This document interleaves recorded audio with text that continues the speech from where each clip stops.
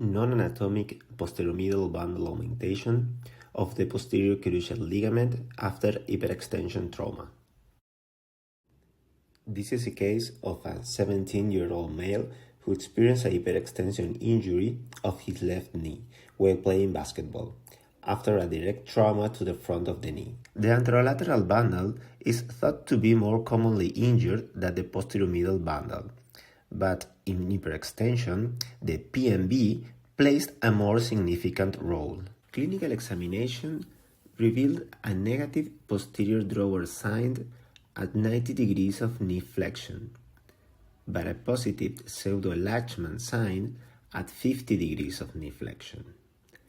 A greater hyperextension compared to the contralateral side, and a positive step-off at 50 degrees of knee flexion. The rest of the examination was normal, as well as the MRI.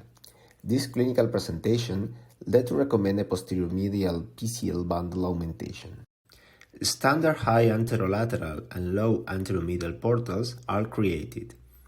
During the initial arthroscopic evaluation, no associated intra-articular injuries were detected.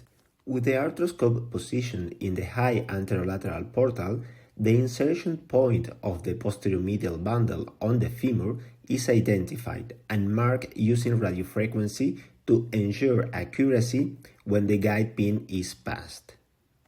Using the trans-notch view, the entry point of the posterior medial viewing portal is identified with the help of a needle, and a number 11 blade scalpel is used for skin subcutaneous and capsular incision under arthroscopic control. The arthroscope is switched to the posterior medial portal, and the tibial posterior medial bundle footprint is identified using a radiofrequency ablation device. The PCL tibial tunnel drill guide is inserted through the anterior medial portal and placed close to the native posterior medial bundle footprint. Its position is non-anatomic because the posterior medial bundle is posterior to the anterolateral bundle in the native knee. Reproducing its anatomy would lead us to an undesired injury of the anterolateral bundle.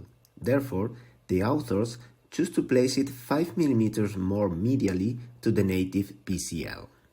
A 2.4 mm guide pin is inserted, and an outside-in tibial tunnel of 6 or 7 mm that matches the graft diameter is drilled with a cannulated reamer. Then, a loop non-absorbable suture is inserted into the tibial tunnel using a suture passer and retrieved from the anterior medial portal with a Kingfisher grasper. The scope is switched to the high anterolateral portal, and the femoral 2.4 mm guide pin is introduced through an accessory inferolateral portal and drilled with a freehand technique across the medial femoral condyle and the skin. A 6.7 mm inside-out femoral socket is rimmed, and a shuttle suture is passed and retrieved from the anteromedial portal with a Kingfisher grasper. The graft is inserted from the tibia to the femur and first fixed on the femoral side with a bioabsorbable interference screw. Before fixing the graft on the tibial side, normalization of posterior drawer close to knee extension can be seen when applying tension on the tibial side. The graft is then secured on the tibial side with a bioabsorbable interference screw at 30 degrees of knee flexion and neutral rotation, after applying an anterior drawer. During the clinical follow-up at 6 weeks, the patient didn't experience any symptoms anymore, and the knee was stabilized.